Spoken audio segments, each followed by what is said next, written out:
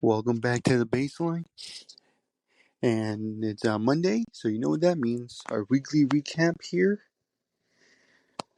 And a couple things going on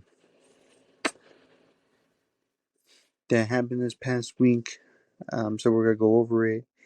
And guys, we are officially 5 weeks away until postseason time. Really going by fast this baseball season. As we're nearing the end of the 2025 season. But yeah, let's talk about some news and notes have gone on. A little quick one here. Bad news for Phillies fans. If you are a Philly fan, Zack Wheeler is going to miss the rest of the season. Not questionable for postseason, I believe. I think he went in for a blood clot, had to get surgery, and will miss the season. But they got a good team. Um, Christopher Sanchez has been really well for this team. So has Lazario. Do I trust Aaron Nola? Not really. Taijuan Walker has actually been good here and there. And they got the bullpen as well as the hitting. Schwarber, Harper, Castellanos. Um, those are like the main guys doing damage for this lineup. The Phillies, I don't think are gonna have trouble. I know everyone thinks they're going to be, but I don't think they are. Like I said, they have all the key elements to go far into the playoffs. I mean, anything can happen. But Christopher Sanchez, like I said, is pitching phenomenal. I think, should win. I don't think he will. The NL Cy Young. Um, like I said, Lazario is up and down, but he's had more good than bad starts. He, was a name that was great for Miami. Real Muto's coming back as well. I mean, I think it will be tough as well because you do have the Dodgers, you do have the Padres, you do have the Milwaukee Brewers. Do I really count the Mets? I think the Mets gotta do more. I don't. I see them as like a Yankees, um, where they might just get in but won't go far. Um,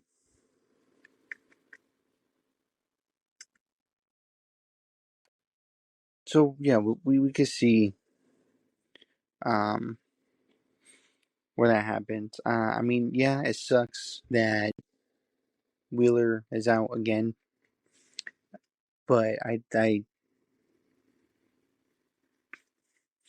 don't think it's too much of a panic. Like if they started losing other players, or they had other players gone, and Wheeler also lost, then I'll be worried. I'm not really worried. Um, I think they'll go far, and this looks like a team ready to win, and I believe they will. So we'll see how that goes.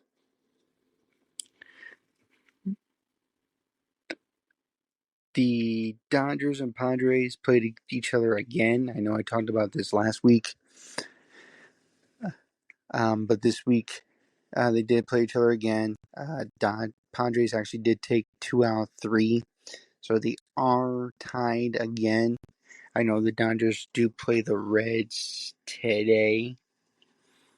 I don't know. Do San Diego? Does San Diego play? Hold on. Yeah, San Diego does play. They play the Mariners, who've actually been red hot. Um, but both teams are are solid. I would think they'll be the two favorites, or maybe two out of the three. I also consider Milwaukee. They've done some really cool things. Um, but yeah, just every time they play each other, it's back and forth. Like game one on that Friday, I could have sworn it was going to go extra innings. Suarez almost gave up the lead. He had runners on first and third with 2 outs. Anything could have happened there, but it's fun watching these guys. It's now adds more fun because this is the last time these two teams play each other for the season. I think it will be fun. I think it's going to be a division you're going to keep an eye on. I don't know really any other divisions. I think every other division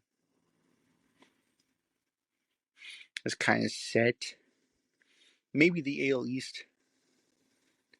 I think that's. I don't know. I still think that's a 2-team race between Boston and Toronto.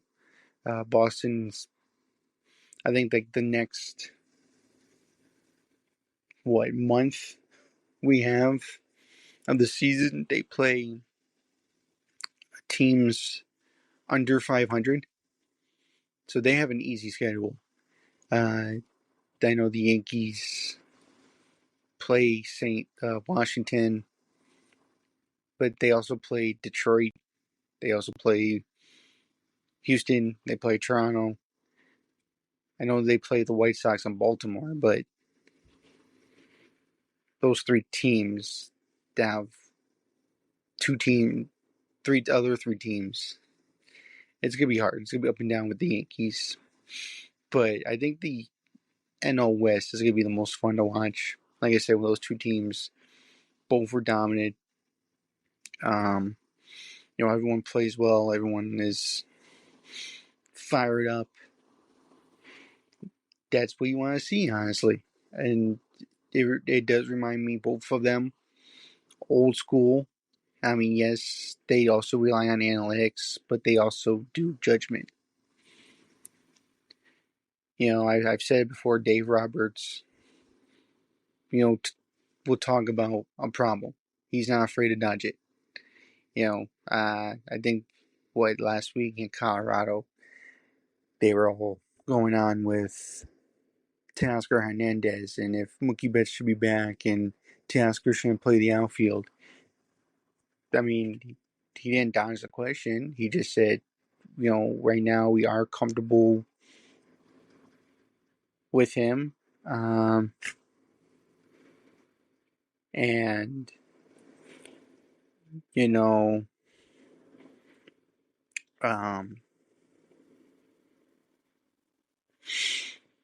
we can't really do anything because with Ohtani, throw him under the bus? No, not really, but he has addressed it. Same thing with the Cubs. I know I'm getting off topic, but the Cubs even benched Kyle Tucker for a couple games, and he's hit, I think, 5 home runs in 3 games. Something insane. He's been on a roll ever since then. And I think that's what MLB teams need to do. Same thing with the Padres. Some guy is struggling. Hey, I'm not good. This is not what it was. Hey, yeah, I think so-and-so is not doing a good job. We're going to sit there and we're going to talk. That's what MLB teams need to do now. It's only going to make these guys a little better. It's going to put a realization on these guys. I think they need to follow in that footstep between the Dodgers and Padres.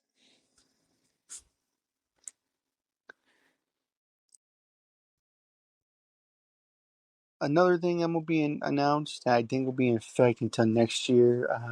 I know it's not really big, but I like it. Going back and with the awards. They're gonna do a reliever of the year awards, so that's actually gonna be cool. Um, I don't know when they'll do that because I know Monday through Friday they do the all the awards: Rookie of the Year, Manager, Cy Young, and Manager, and the MVP. So maybe they'll do it like a week from like Sunday to Friday. But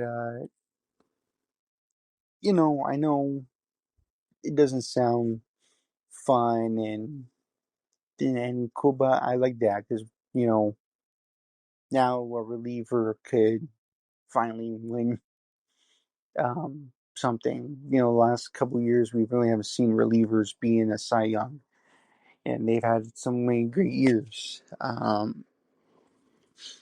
With their respective teams. So I really like the fact that we're finally they're getting their regularization of award. I think it'd be awesome that these guys can get recognized because there's so many good closers, even relief pitchers. Mason Miller, one of them, as well as Duran, all these guys. Chapman, you know, are not even really. They don't really get even considered for Cy Young. So now adding a reliever of the year award, I'm happy about finally getting the regularization that they deserve because they're part of the game as well. I know they did it a long time ago. They took it away, so I'm happy to see that they brought it back. And yeah, see what they could do. Add on more with the awards. So it's really really fun.